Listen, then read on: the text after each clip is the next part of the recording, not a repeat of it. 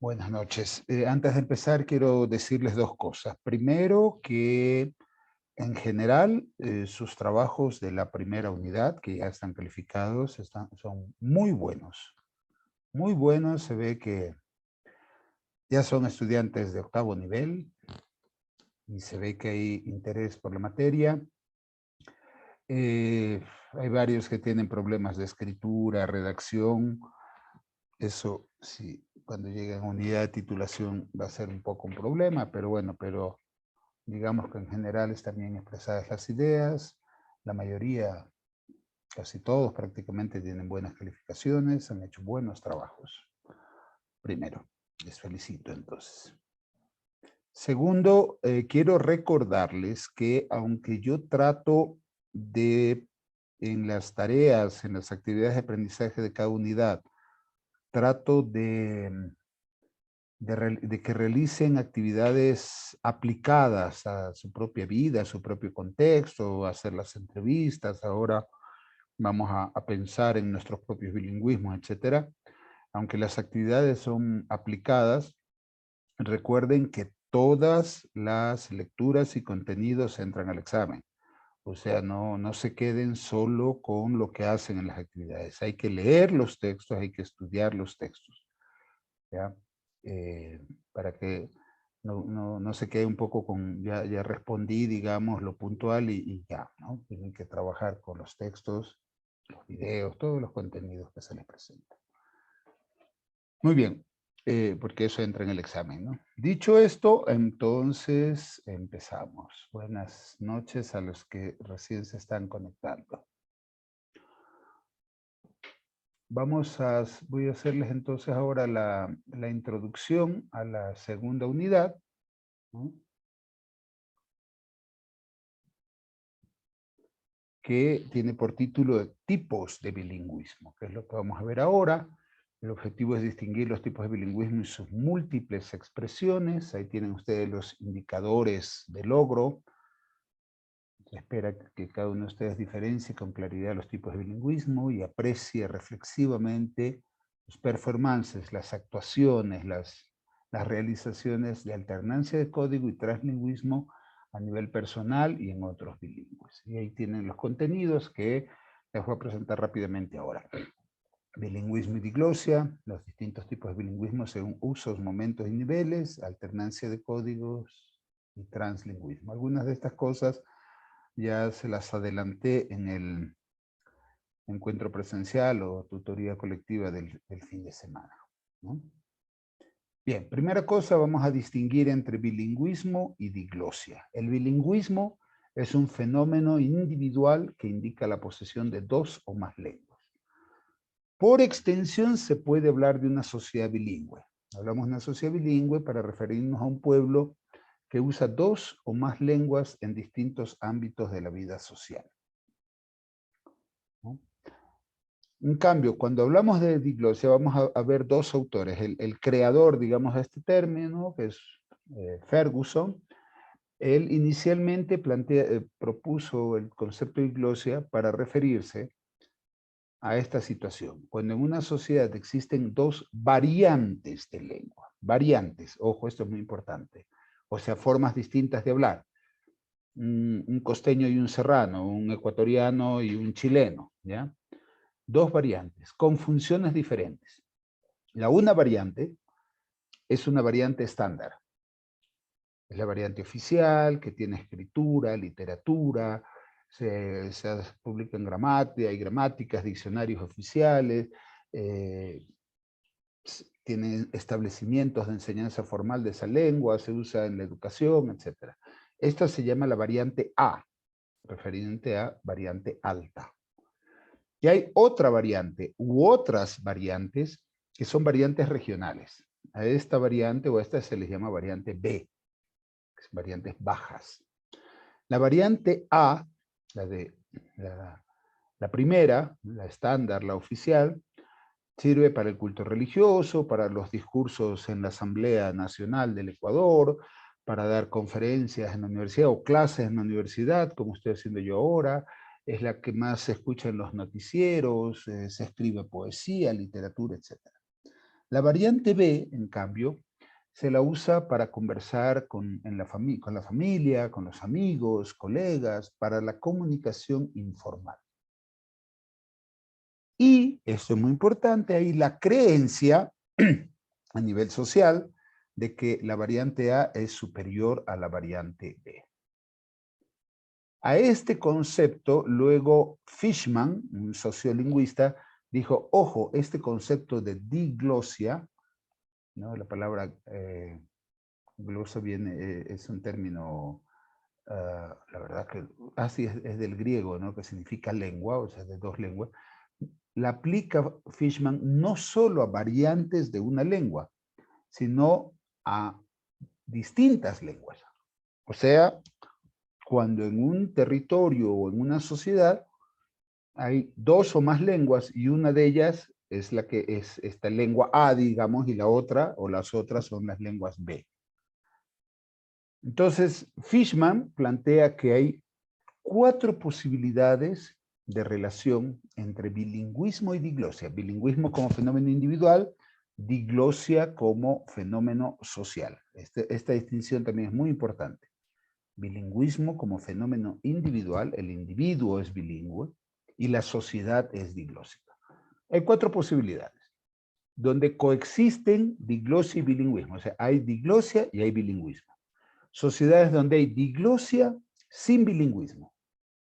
Sociedades donde hay bilingüismo sin diglosia. Y sociedades donde no hay ni bilingüismo ni diglosia. Un ejemplo de diglosia y bilingüismo es Paraguay. En Paraguay, la mayor parte de la población habla guaraní y español, castellano, ¿no? Entonces, hay bilingüismo. La mayoría de las personas a nivel de individuos hablan guaraní y castellano. Y hay diglosia, porque las dos lenguas tienen repartidas sus funciones, ¿no? Y obviamente, como hemos visto, una tendrá una valoración más alta que la otra, pero tienen repartidas las funciones. ¿Qué son las funciones? Los distintos usos de la lengua. Esto que decimos para conversar con la familia, o para ir al banco, o para la educación formal, etc. Un ejemplo de diglosia sin bilingüismo es la India durante la colonia. ¿Por qué? Porque la India, el país India, fue colonizado por Inglaterra y entonces se impuso el inglés, ¿ya? Entonces ahí hay diglosia, ¿no? El inglés queda como la lengua A, digamos, y las lenguas locales quedan como las lenguas B. Pero no hay bilingüismo, o sea, unos hablan inglés y otros hablan las lenguas locales. Esta era en la colonia. Podríamos decir que los primeros tiempos de la colonización en América y aquí en los Andes también, ¿no? Algunos autores hablaban de las dos repúblicas, la República de los Españoles y la República de los Indios. Entonces, se impone el castellano, hay diglosia, pero muy pocas personas eran bilingües, cada uno hablaba su lengua. Puede haber bilingüismo sin diglosia. Ocurre cuando los migrantes llegan a los países ricos de Europa, Estados Unidos, llega un migrante y ese migrante adquiere la lengua prestigio, entonces hay bilingüismo a nivel individual, pero a nivel social solo existe, digamos, la lengua de ese país. Y puede haber un caso, muy pocos, donde no hay ni diglosia ni bilingüismo. Un ejemplo es Cuba. En Cuba no hay distribución de funciones en el castellano, ni siquiera en las variantes, todos hablan el mismo castellano cubano, y no hay un bilingüismo extendido. Hay gente que habla inglés, pero en general no hay un bilingüismo extendido. Entonces ahí tienen ustedes las distintas posibilidades de combinación de diglosia y bilingüismo, ¿ya? Ahora, lo que hay que estar claro es que el problema con la diglosia no es el reparto de funciones, no es que una o unas lenguas sirvan para unas cosas y las otras para otras, ¿no? O sea, no es el reparto de los distintos usos que se le puede dar a una lengua. En todas las situaciones de bilingüismo social o individual hay reparto de funciones. O sea, generalmente uno usa a nivel individual, si es bilingüe, una de las dos lenguas preferentemente para unas cosas y otra para preferentemente otras cosas. Y a nivel social suele pasar lo mismo. ¿Cuál es el problema entonces? El problema es que ese reparto de funciones está jerarquizado. O sea, la lengua o las lenguas son un reflejo de la jerarquía social que existe en un determinado país, una determinada región o un territorio. Entonces, en las sociedades diglósicas, una lengua, esta lengua A o esta variante A, tiene más prestigio que las otras. Supongo que ustedes inmediatamente ya podrán pensar en el Ecuador. Según esto, ¿el Ecuador sería un país diglósico?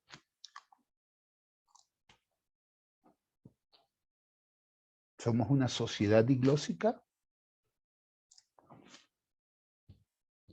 Ahí está un tema para el trabajo. Muy bien, ahora vamos a ver los distintos tipos de bilingüismos. Guarden sus preguntas para el final. Entonces, recordemos bilingüe a nivel individual. Los distintos tipos de bilingüismo. Vamos a leer un texto antiguito de Uta Bungleish, pero que nos muestra todo el panorama. Podemos decir que algunos bilingüismos los podemos mirar o clasificar según el modo de ser bilingüe, según la secuencia de adquisición o aprendizaje o según la edad. Por ejemplo, hay un bilingüismo natural, que sería lo que hemos aprendido en nuestra unidad anterior como adquisición, y hay un bilingüismo escolar, el que se aprende en la educación formal. Escolar no es solamente escuela, principalmente, pero es educación formal. Hay un también podemos, ese bilingüismo natural, podemos llamarle bilingüismo temprano, algunos llaman bilingüismo nativo, bilingüismo de cuna, ¿no?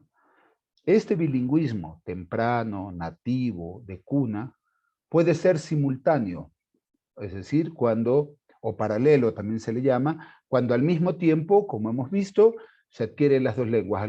En algunas de las entrevistas que ustedes han hecho, dice esta persona, desde que nació en su casa, su mamá hablaba castellano y su papá quichua, y aprendió simultáneamente las dos lenguas. O puede ser sucesivo, primero la una y luego la otra. También se le llama bilingüismo tardío. Entonces, ahí hay varias posibilidades de ser bilingüe. Según el grado de competencia, o sea, de la capacidad de hablar. Puede ser un bilingüismo incipiente, cuando está aprendiendo a hablar la segunda lengua. Un estudiante de la carrera de Educación Intercultural Bilingüe, que es castellano purito, como la Irma, y entonces en el segundo nivel de quichua ella era una bilingüe incipiente, ¿no? O puede haber un bilingüismo avanzado, o sea que habla bien las dos lenguas. Uno puede ser, perdón, un bilingüe pasivo, que solamente comprende, ¿no?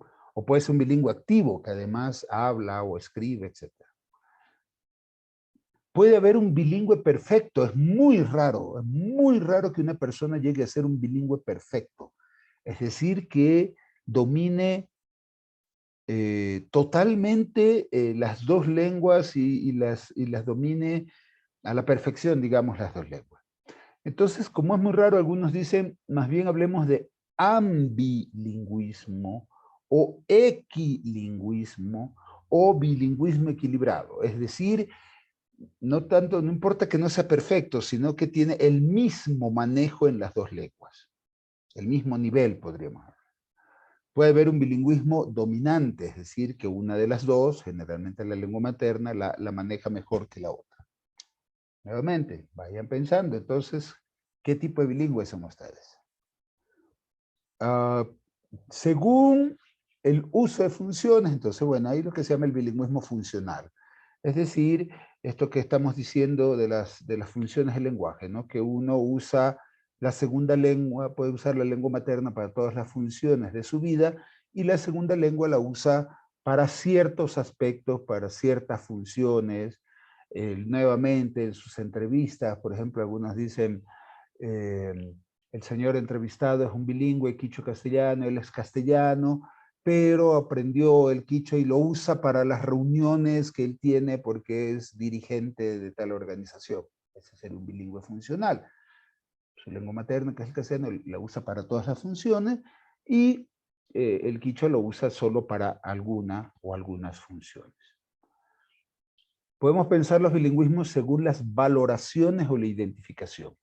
Entonces hay un bilingüismo aditivo o elitista cuando se trata entre lenguas de igual prestigio. O sea, un inglés hablante que aprende el francés, ¿no? Y ese aprendizaje no perjudica, digamos, en nada su lengua materna, ¿no? Pero puede haber otros casos. Aquí en la Amazonía hay muchos casos de matrimonios, por ejemplo, entre quichuas amazónicos y shuar, ¿no? Y el shuar puede aprender el quichua amazónico y no perjudicar su lengua materna. Sería aditivo en este caso. Hay el bilingüismo sustractivo, es decir, al revés del aditivo, cuando el aprendizaje de la segunda lengua influye en la lengua materna, cada vez se habla menos. También hay casos de estos en sus entrevistas, dice el entrevistado dice, yo soy de lengua materna quichua, pero ya no tengo con quién hablar, entonces ahora solo hablo en castellano y ya no uso el quichua, ¿no? Pero un bilingüismo sustractivo. El aprendizaje de la segunda lengua va disminuyendo el uso de la segunda lengua, el aprendizaje, el uso, perdón, de la primera lengua, de la lengua materna. Y esto puede ser voluntario, porque le da vergüenza ya hablar, como las historias que ustedes han contado el sábado, y las historias que hay en las entrevistas, ¿no? Dice, yo soy quichua de lengua materna, pero en el colegio me criticaban por hablar quichua, me discriminaban, entonces hablé castellano y ya dejé de hablar quichua. Y hay otro tipo de bilingüismo que es el semilingüismo, que es cuando se abandona la lengua materna antes de haber aprendido bien la lengua dominante, ¿no?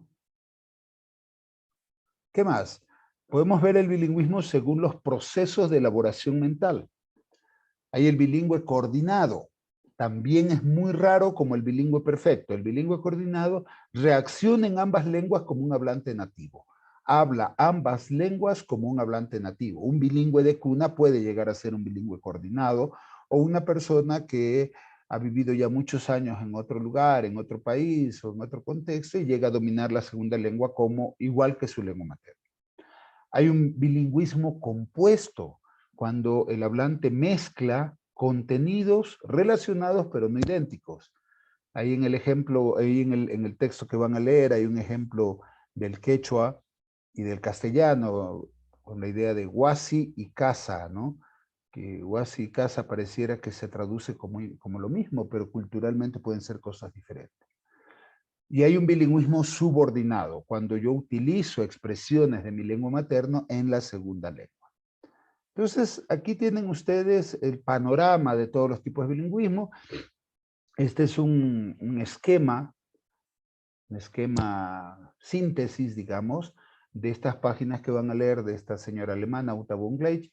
Aquí se resume todos los tipos de bilingüismo según el contexto de adquisición. Ahí está, vean, natural, artificial, no dirigido, dirigido, mediante el contacto lingüístico natural, mediante la enseñanza formal. Según la edad de adquisición, puede ser simultáneo, sucesivo, consecutivo, temprano, tardía, según el grado de competencia, si es incipiente, avanzado, perfecto, etcétera, según los procesos de elaboración mental, coordinado, compuesto, según la función y el uso, para algunos dominios, para todos los dominios, según la valoración, en fin. Esto lo van a ver ahí, lo pueden ver con calma al finalizar las páginas que van a leer. Bien, ahora pasemos entonces, el primer tema era de bilingüismo y diglosia, el segundo tema era los tipos de bilingüismo. Pasemos a nuestro tercer tema, alternancia o cambio de código y translingüismo. ¿Qué es la alternancia o cambio de código? O sea, primero, antes de ver la alternancia, hay fenómenos de interferencia. Este es un ejemplo del portugués, un español hablante, un castellano hablante, ¿no? Va a decir, eso que você está falando es muy útil. ¿Alguien puede entender lo que ahí dice? Facilito el portugués se entiende, ¿sí o no? ¿Cuál es la interferencia? Que el hispanohablante va a decir, eso que você está falando es muy útil. Pero en portugués no es eso, sino isso. Isso que você está falando es muy útil. ¿Qué quiere decir eso? ¿Alguien puede traducir? Dicen buenas noches, sería eso que tú estás hablando o explicando es muy útil o muy importante. Muy bien, muy bien. Usted es una portuguesa consumada, una brazuca brasileira. Sí, entonces ahí, ¿cuál es la interferencia? Que en vez de decir hizo, usa su palabra, su término, digamos, el castellano, y dice eso.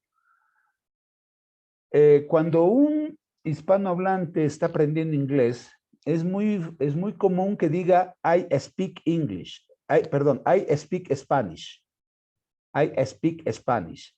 Entonces le pone speak Spanish, ¿no?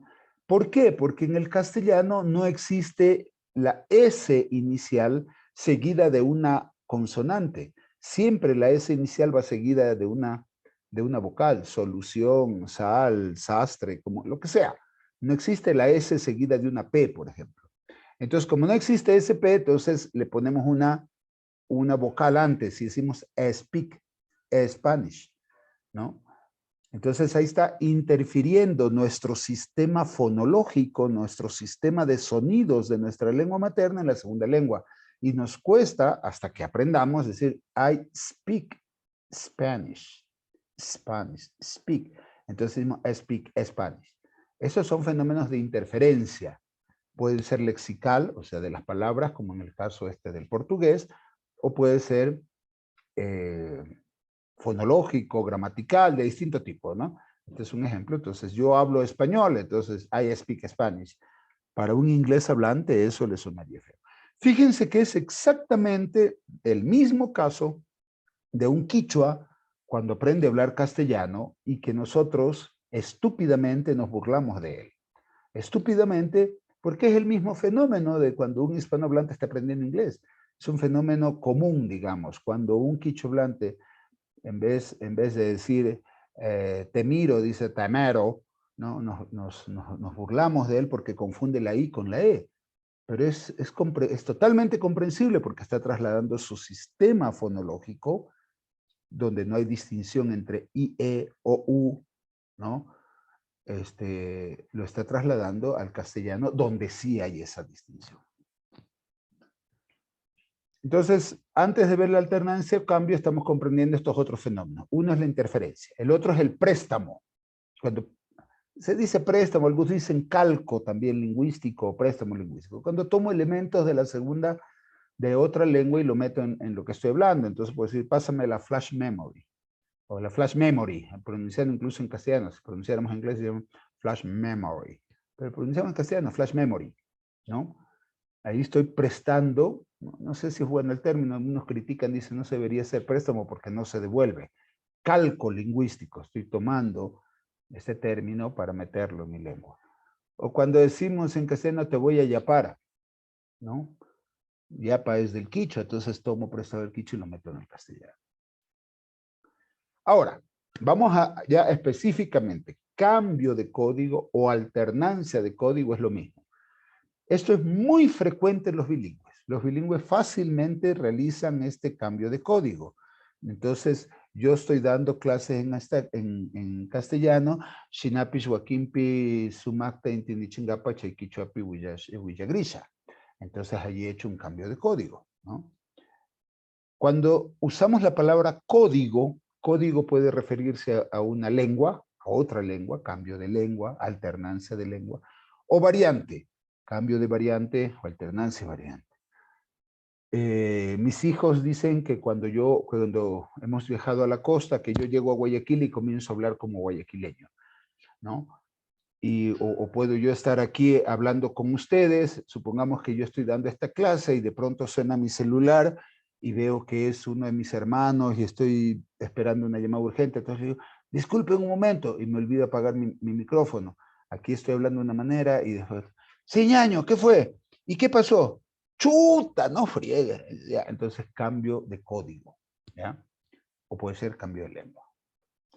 Este cambio de código o alternancia de código puede darse a nivel léxico, es decir, de las palabras, de distintos elementos discursivos, frases, muletillas, fórmulas de saludo, despedida, etcétera, o gramaticales, ya, que tienen que ver con morfología, sintaxis, etcétera.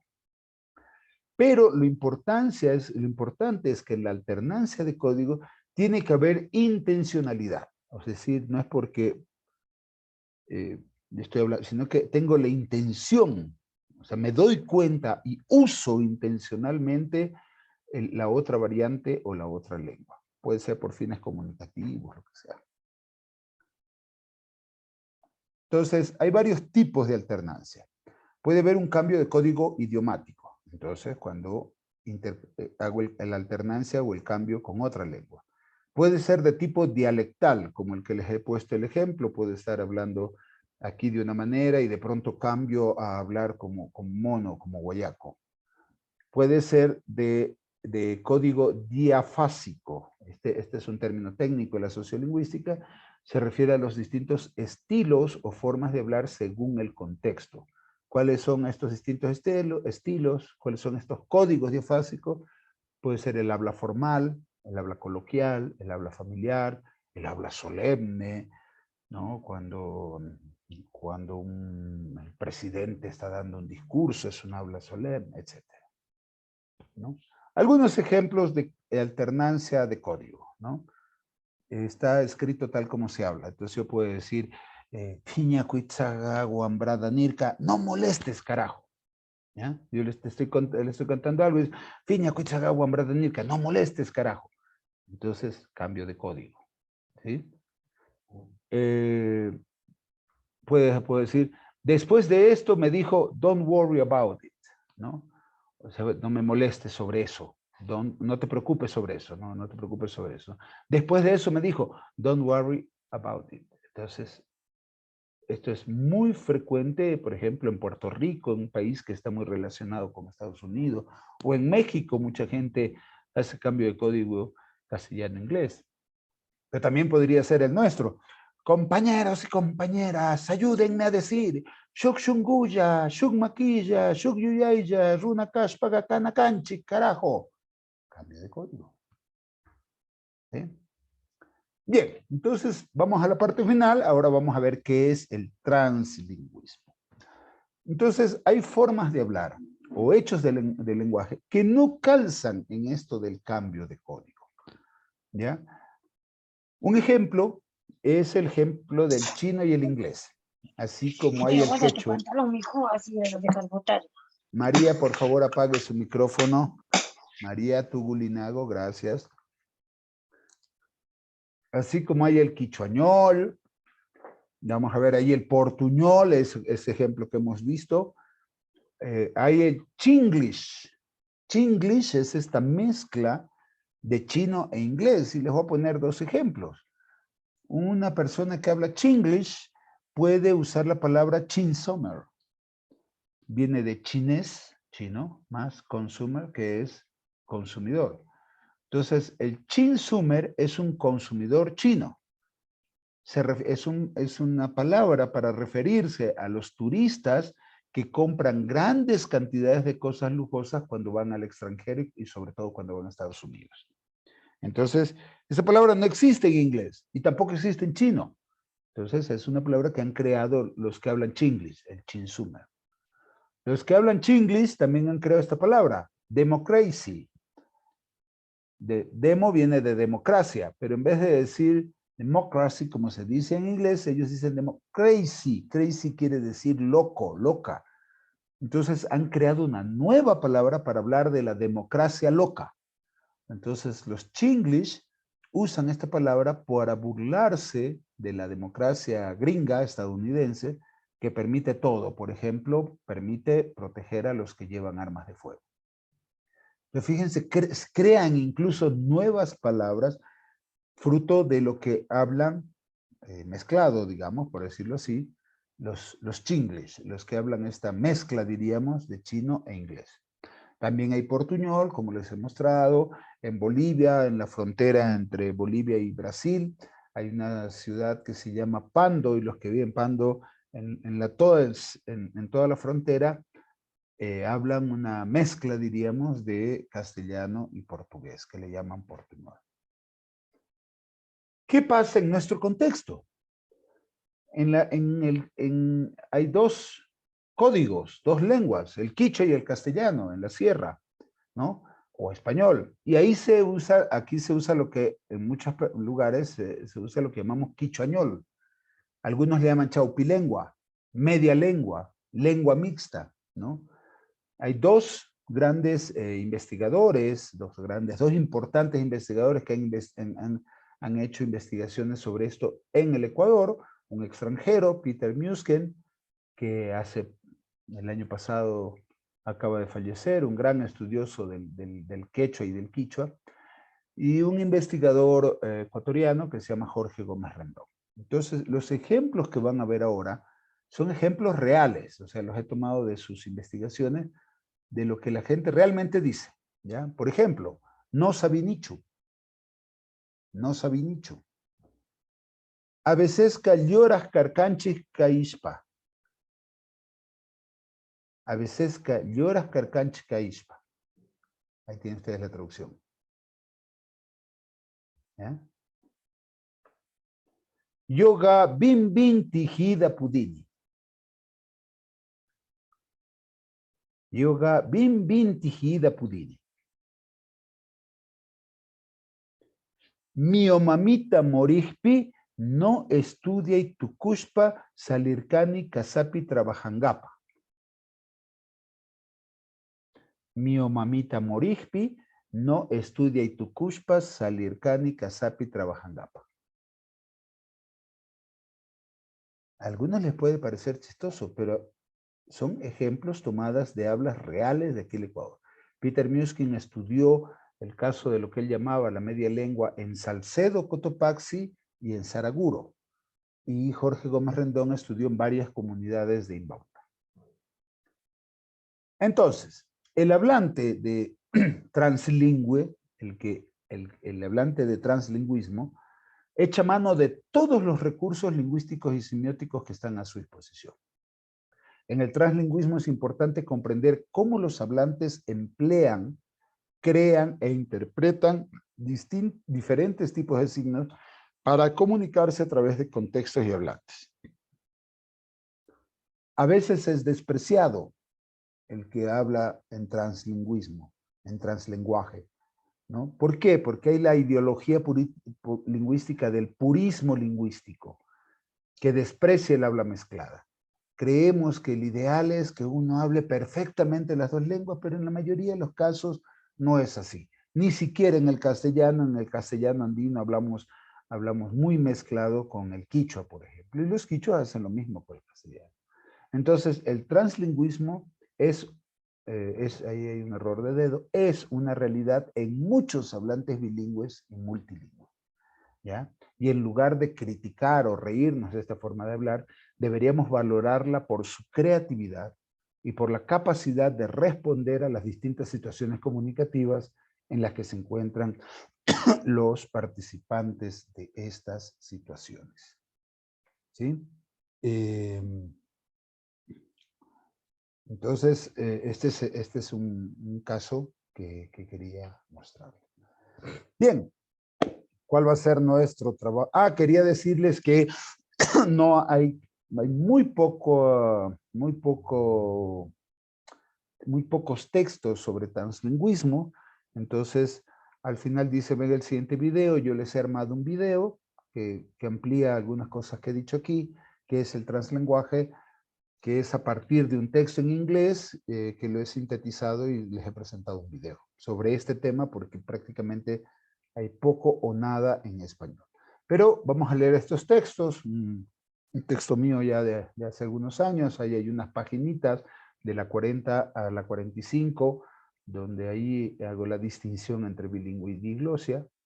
Ahí les he subido todo el libro de la voz al papel. Esta alemana que les digo, Uta von Gleich, ¿no? Que tiene este libro que se llama Educación Primaria Bilingüe Intercultural América Latina, ya es un libro viejito del 89, pero sus definiciones de los distintos tipos de bilingüismo es muy buena. Entonces tiene bilingüismo individual según el respectivo modo, secuencia y edad de adquisición. Las páginas 45 a 59. Y un artículo de José Cantero y Clara de Arriba, que se llama el cambio de código, contextos, tipos y funciones, ¿no? Y el video que ya les he mencionado. Entonces, leemos estos 3 textos, vemos el video y ¿qué hacemos? Dice, el Ecuador es un país diglósico. Explique qué quiere decir esta oración poniendo un ejemplo concreto.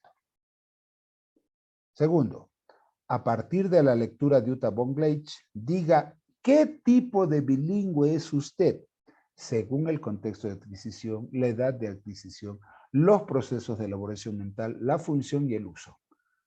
Entonces, según el contexto de adquisición, yo soy esto. Según la adquisición, yo soy este tipo de bilingüe. ¿Por qué? Porque aprendí así, porque primero fue sucesivo, porque fue sucesivo, porque soy bilingüe compuesta, porque no puedo usar las 2 lenguas para todo. Según así, ¿no? Tercero, elabore un cuadro comparativo en el que muestre las diferencias entre alternancia o cambio de código y translingüismo. Facilito, bonito, lindo. ¿Qué les parece?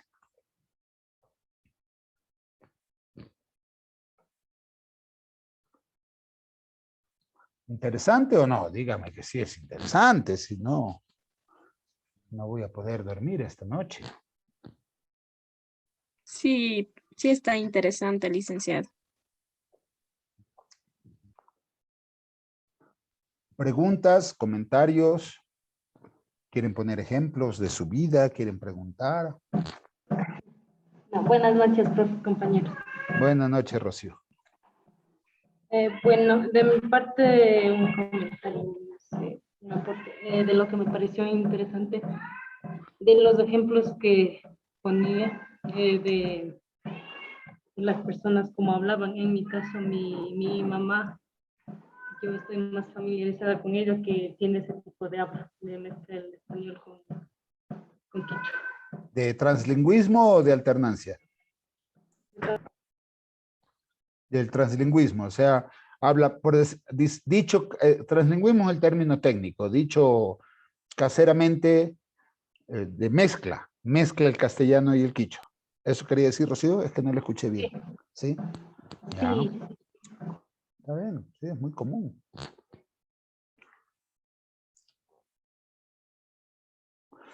Ustedes van, por ejemplo, en muchos lugares de la provincia de la Suay, al sur del Ecuador, hay muchas comunidades donde ya no se habla quichua.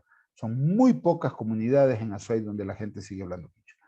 Pero en muchas otras comunidades, son sectores rurales, la gente habla castellano, dicen que no saben quichua, pero el castellano es mezclado con el quichua. Ellos dicen yoga, en vez de decir yo, dicen yoga, el ga lo meten a cada rato y usan el mi, etcétera, hablando en castellano.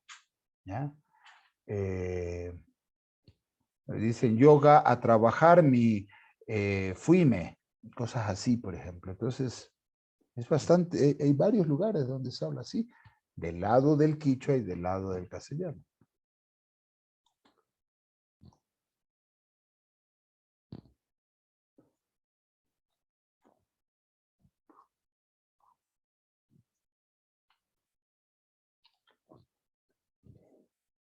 ¿Qué más? Preguntas, dudas. Quieren pensar en voz alta, reflexionar, comentar. Una pregunta, licen. Dígame. ¿Qué come usted? No estoy comiendo, estoy mascando hoja de coca. ¿Serio? Sí. ¿Para qué es bueno eso? Uf, un montón de cosas. Aquí en Ecuador hay que aclarar porque no conocemos. Hoja de coca no es igual a cocaína. Cocaína es una cosa súper elaborada que hasta gasolina y ácidos le meten. La hoja de coca es súper saludable. Es buena para los diabéticos. Es buena para los que les da... Era cuando haya que les da- clases presenciales, dicen. ¿Puedo terminar de hablar? Es buena para los que tienen soroche cuando les agarra la altura. Es buena para la digestión. tiene calcio para los dientes. Es una maravilla. Es una de las plantas medicinales con más propiedades que existe. ¿Qué decía Elsa? Perdón. Que si nos podría traer para compartir en la próxima clase, por favor. Así, 2 hojitas a cada una porque prueben, porque esto es oro. Esto traigo desde Bolivia. Aquí no es fácil conseguir. Venden coca peruana que es mala y que es fea y cara. Bien, sobre la asignatura, sobre esta presentación, ¿alguna otra pregunta?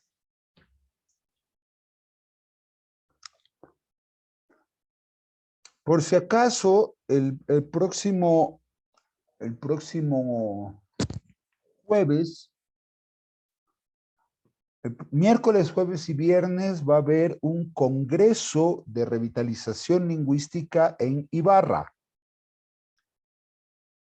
Ya está circulando la propaganda en el Facebook. Es de la Católica de Quito, la Universidad Católica, creo que tiene una sede en Ibarra. Ustedes están ahí cerquita, si pueden averigüen, ¿ya? Es miércoles, jueves y viernes. El miércoles yo no puedo estar porque tengo otra cosa aquí en... Ah, no, no es la próxima semana, perdón. Estoy mal. Es después de 3 semanas, es el 28, pero qué bien que les aviso. 27, 28 y 29 de abril hay un congreso de revitalización lingüística en Ibarra. Yo estoy invitado a dar una charla, una conferencia, y eso va a ser el jueves 28. Ese jueves, híjole, ojalá no me toque, me toca unidad, no, me toca, ¿cómo se llama? Me toca tutoría.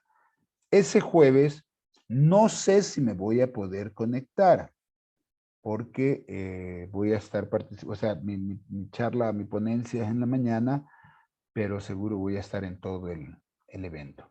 Entonces, más bien, les invito, ese evento va a ser híbrido, ¿no? Para los que puedan presencial y para los que no puedan, se va a transmitir virtualmente. Así que más bien, les motivo, insisto, invito a que participen de ese evento en los tiempos que puedan. ¿Ya? El próximo jueves no pasa nada. Caipiricacha. ¿Qué más? ¿No hay preguntas? ¿Se entendió todo o no se entendió nada por lo que veo?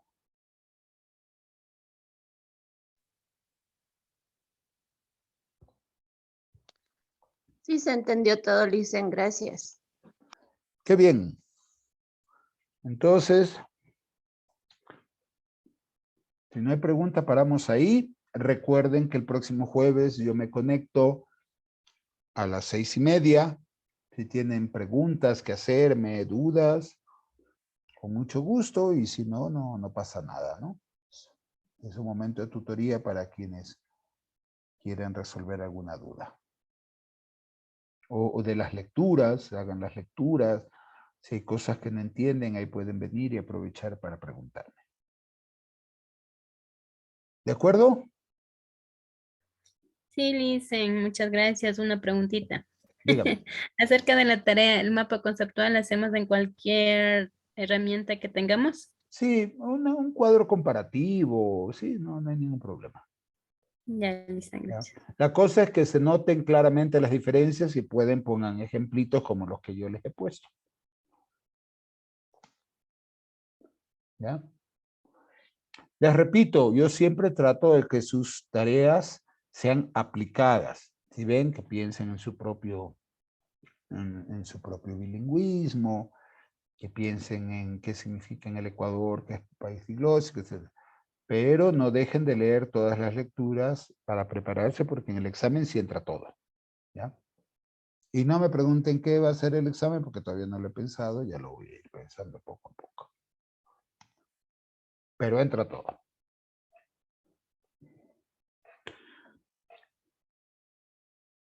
Shina Cash para acá. Dice, Maritza. una pregunta. En lo que respecta al ejemplo, ahí estamos poniendo lo que nosotros somos o sea, explicando, no somos bilingües de la lengua y todo eso, pero también vamos relacionando con la lectura. Claro, esa es la idea. Las Ya, lecturas tienen que servir para ayudarnos a pensar nuestra realidad. A veces decimos, eso es teórico, como si lo teórico no sirviera. No, no, no. La teoría o los textos, los conceptos, etcétera, tienen que servirnos para pensar nuestra realidad.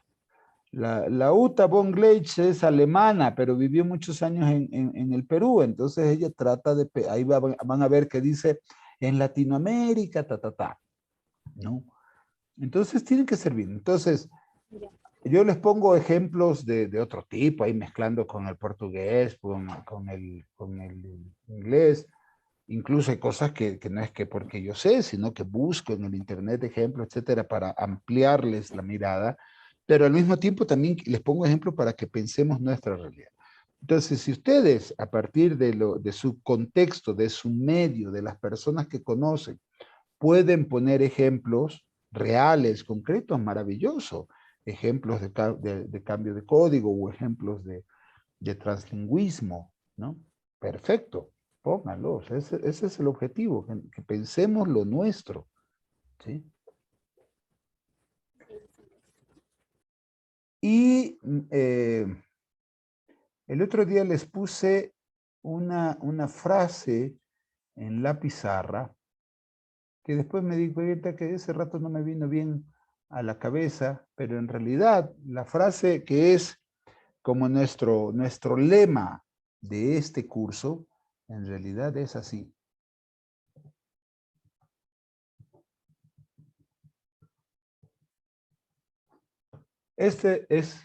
Debería ser nuestra frase modelo en esto de nuestro curso, ¿no? Cuando hablamos de bilingüismo, revitalización lingüística, ¿no?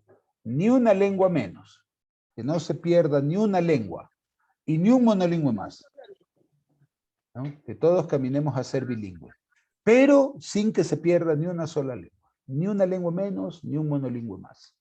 Grábense esto en su cabeza, sobre todo ustedes como educadores interculturales bilingües. Esta es la consigna. Ojalá estén de acuerdo. ¿Ya?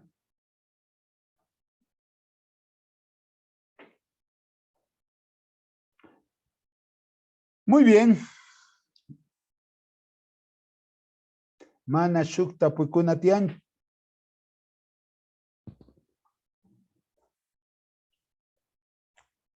Mana kashpaka. Jueves cama. Yupaychani yachachi. Yeah. Esa voz de la Elsa, alguien que estaba ahí detrás. No, Nos vemos. no era. Yupaychani yachachi, eso iba a decir. Hasta el jueves, entonces, queridas. Hasta el jueves, chicas. dicen. Ven, ni un hombre, creo. Puros mujeres nomás. Hasta el jueves, jueves cama. Yupaychani cantinata. Yupaychani, Yupaychani mashi. jueves cama. Jueves cama. El domingo hay quichua para los que están conmigo. Tenemos tutoría el domingo virtual para los que están conmigo. Evelyn. Lady Ruth. No, la Rocío no está acá. Ya, nos vemos. Jueves cama.